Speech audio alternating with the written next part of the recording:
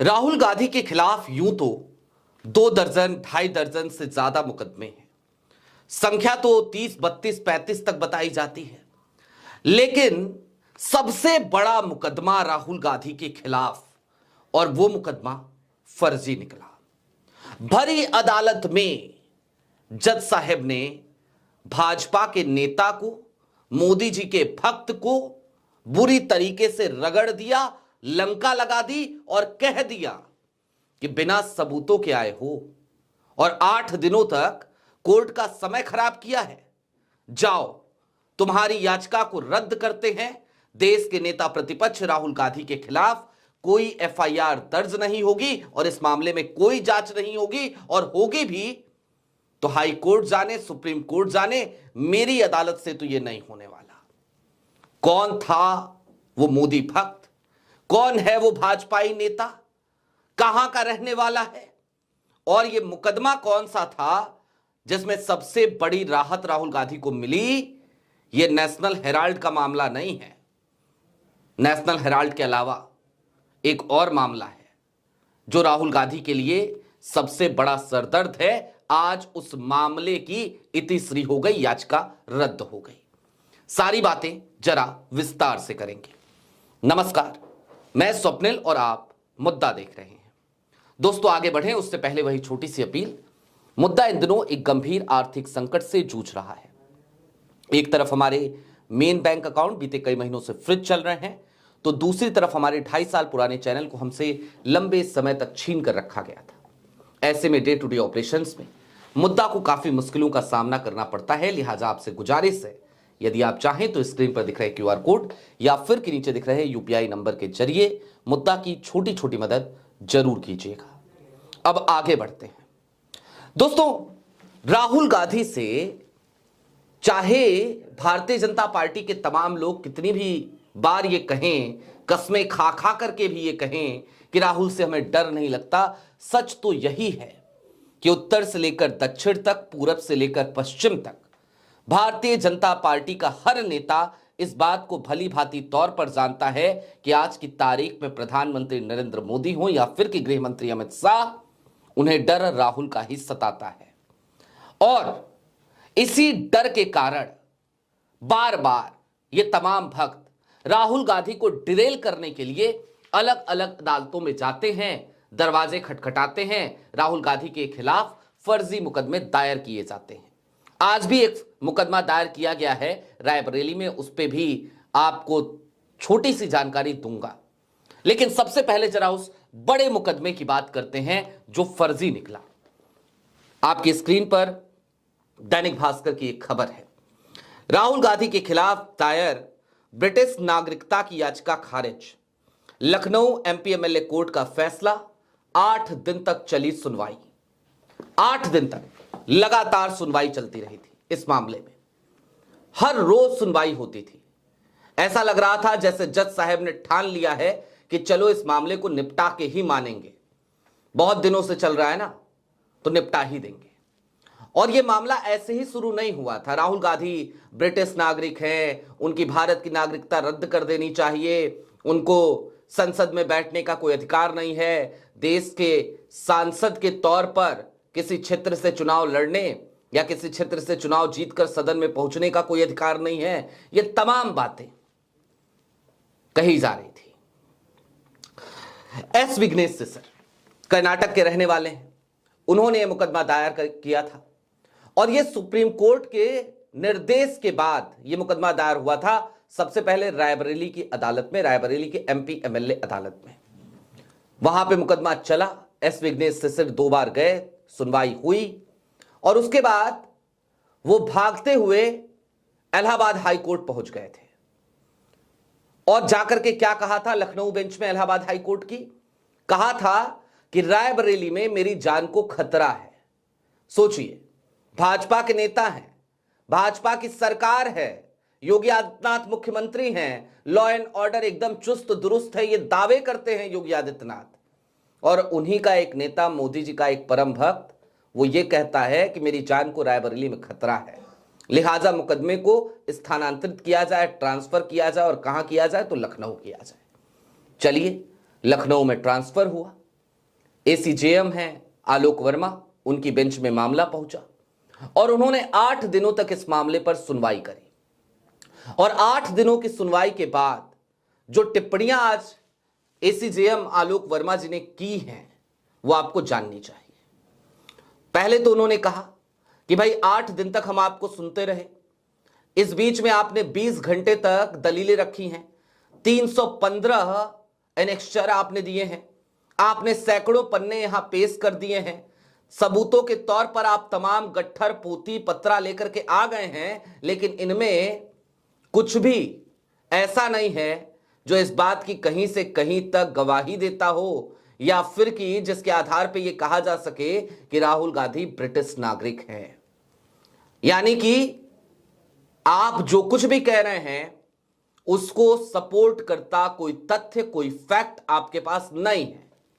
आप बार बार अदालतों में जा रहे हैं और जाकर के आप केवल और केवल अदालत का समय खराब कर रहे हैं, अदालत को गुमराह कर रहे हैं।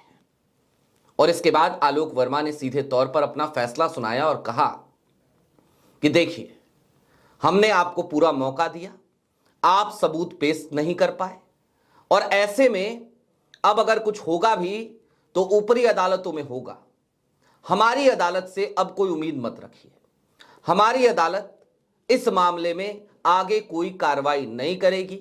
एफआईआर देश के नेता प्रतिपक्ष राहुल गांधी के खिलाफ दर्ज कराने का आदेश मैं नहीं दूंगा और मैं आपकी याचिका को रद्द कर रहा हूं, खारिज कर रहा हूं। रद्द कर दिया याचिका, मुकदमा रद्द कर दिया। और दोस्तों, यह पहली बार नहीं है जब राहुल गांधी की नागरिकता के मामले में यह मुकदमा रद्द हुआ हो। इससे पहले इलाहाबाद हाई कोर्ट में भी यही एस विघ्नेश शिशिर थे और वहां पर सुनवाई चलती रही, अदालत इंतजार करती रही, च्युइंगम की तरह केस को खींचा गया हाई कोर्ट में भी। लेकिन एक वक्त आया जब अदालत का सब्र का बांध टूट गया और अदालत ने उस वक्त जो टिप्पणी करी थी वो भी आपको जाननी चाहिए। उस समय तो अदालत ने सीधे तौर पर अमित शाह साहब के मंत्रालय यानी कि गृह मंत्रालय पर भी सवाल खड़ा कर दिया था और कहा था कि बार बार आपसे पूछ रहे हैं और आपको सिर्फ इतना बताना है कि राहुल गांधी भारत के नागरिक है कि नहीं है, और आप ये भी बताने में सक्षम नहीं हैं, तो फिर भला हम इस मुकदमे पर अपना और कोर्ट का समय क्यों खराब करें। हम मामले को रद्द कर रहे हैं। उस समय भी यह मामला रद्द हुआ था। हालांकि इलाहाबाद हाई कोर्ट ने उस समय कहा था कि आप चाहें और आपके पास सबूत आ जाए तो आप फिर से लेकर के आइए, हम देखेंगे। उसके बाद एस विघ्नेश शिशिर कुछ महीने रुकते हैं और फिर अदालत का दरवाजा खटखटाते हैं, सुप्रीम कोर्ट तक जाते हैं और कहते हैं कि तब कहा गया था सबूत लेकर के आइए तो मुकदमा चलाएंगे, तो अब मेरे पास सबूत है, अब जनाब राहुल गांधी पेश हो, राहुल गांधी हाजिर हो, ऐसा कर दीजिए। सुप्रीम कोर्ट ने कहा ठीक है, हम गाइडलाइन दे देते हैं, हम दिशा निर्देश दे देते हैं। सुप्रीम कोर्ट ने कहा कि जाइए निचली अदालत में जाइए, वहां पर सुनवाई होगी। निचली अदालत में आए, रायबरेली से लखनऊ, और परिणति आपके सामने है, मुकदमा खारिज। अब दोस्तों, यह मुकदमा निश्चित तौर पर राहुल गांधी के खिलाफ सबसे बड़ा मुकदमा कहा जा सकता है। ये मानहानि का मुकदमा, ये मुकदमा, वो मुकदमा, हेट स्पीच का मुकदमा, ये सब छोटे मोटे मुकदमे हैं। नागरिकता का मामला बहुत संवेदनशील मामला है और नेशनल हेराल्ड के बाद ये सबसे बड़ा मुकदमा है, या फिर नेशनल हेराल्ड से भी पहले रखना चाहिए इस मुकदमे को, और वो मुकदमा आज खारिज हो गया है। लेकिन अब देखिए ना, मैंने कहा था ना कि एक और मुकदमे का जिक्र करूंगा, तो आज की तारीख में राहुल गांधी को एक और नया मुकदमा झेलना पड़ेगा। रायबरेली में एक पाजा फाउंडेशन है, उन्होंने रायबरेली एमपी एमएलए कोर्ट में राहुल गांधी, प्रियंका गांधी, सोनिया गांधी समेत 45 लोगों के खिलाफ एक मुकदमा दायर किया है। और यह मुकदमा, इस मुकदमे की पृष्ठभूमि यह है कि इन तमाम लोगों ने, इन 45 लोगों ने मिलकर के एक स्कूल को फर्जी कागजों के आधार पर सीबीएसई की मान्यता दिलाई थी। तो एक और तमगा, राहुल गांधी कहते हैं मुकदमा मेरे लिए तमगा है, तो एक और मुकदमा उनके ऊपर दायर हो गया। अच्छा, वाराणसी की अदालत में आज राहुल गांधी की पेशी थी। राहुल गांधी को बुलाया था, समन किया गया था। हालांकि राहुल गांधी की अपनी व्यस्तताएं थी, राहुल गांधी वहां नहीं पहुंच पाए हैं, यह भी एक खबर है। लेकिन जरा सोचिए, हर दिन राहुल गांधी के ऊपर कहीं ना कहीं से कोई ना कोई समन, हर दिन राहुल गांधी के खिलाफ मुकदमों की फहरिस्त में एक नया मुकदमा। यह सब कुछ क्यों हो रहा है? और मैं बार बार कहता हूं, यह सब कुछ डिजाइन्ड है कि एक व्यक्ति जो आज की तारीख में लोकतंत्र की बात कर रहा है, लोकतंत्र के लिए लड़ रहा है, भिड़ रहा है, जिसके बयानों से आज की तारीख में सत्ता परेशान है, जिसके क्रियाकलापों से प्रधानमंत्री नरेंद्र मोदी को बहुत डर लग रहा है, उस आदमी को जरा मुकदमों में इतना उलझा दो कि वो आदमी अपने काम पर फोकस ना कर पाए। लेकिन भला हो राहुल गांधी का, ऐसा लगता है जैसे समय के साथ साथ उनकी जीवटता और ज्यादा बढ़ती जा रही है। जितने मुकदमे लादे जा रहे हैं, उतने ही मजबूती के साथ राहुल गांधी आगे बढ़ रहे हैं। राहुल गांधी झुक नहीं रहे हैं, डर नहीं रहे हैं, रुक नहीं रहे हैं। और यही सबसे बड़ी समस्या है मोदी जी की भी, अमित शाह साहब की भी, भारतीय जनता पार्टी की भी और उनके भक्तों की भी। अब आगे क्या होगा? तो एस विघ्नेश सिसर जैसे ही अदालत से उनकी याचिका खारिज हुई, बाहर निकले, पत्रकारों ने पूछा कि भाई हो गया, टाई फिस हो गया, मुकदमा रद्द हो गया, आप क्या कीजिएगा? तो पता है एस विघ्नेश सिसर का जवाब क्या था? रिवीजन पिटीशन डालूंगा। यानी अभी भी वो आदमी मानने को तैयार नहीं है। 2 बार ये केस रद्द हो चुका है। इससे पहले मैंने आपको बताया इलाहाबाद हाईकोर्ट में, आज फिर रद्द हुआ लखनऊ की विशेष अदालत में। उसके बावजूद वो कह रहा है कि रिवीजन पिटीशन डालूंगा, अभी ऐसे कैसे हार मान जाऊं। तो ये हाल है बेशर्मी का, थेथरई का, बेहयाई का, और ये हाल है च्युइंगम की तरह किसी मामले को खींचने की, ये जो एक नई परंपरा है उसका। आपकी क्या राय है कमेंट बॉक्स में जरूर बताइएगा। अभी के लिए दीजिए इजाजत। चलते चलते फिर वही अपील, चैनल पे नए हो तो सब्सक्राइब करते हुए जाइएगा, सक्षम हो तो छोटी छोटी मदद मुद्दा की जरूर कीजिएगा। बहुत शुक्रिया।